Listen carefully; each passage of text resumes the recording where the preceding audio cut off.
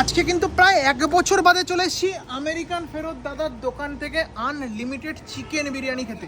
চলে আসো দেখি আগে যেরকম বিরিয়ানির মান ছিল এখনো কি সেরকম আছে সেটাই কিন্তু দেখবো।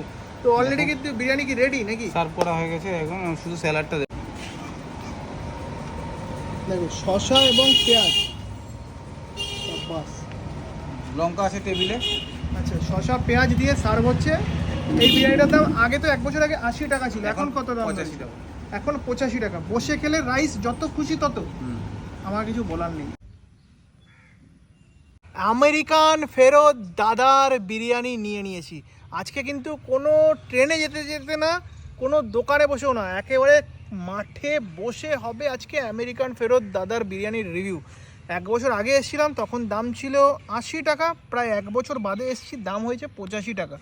বিরিয়ানির কোয়ান্টিটি যদি বলি, ফার্স্টে এরকম দিচ্ছে,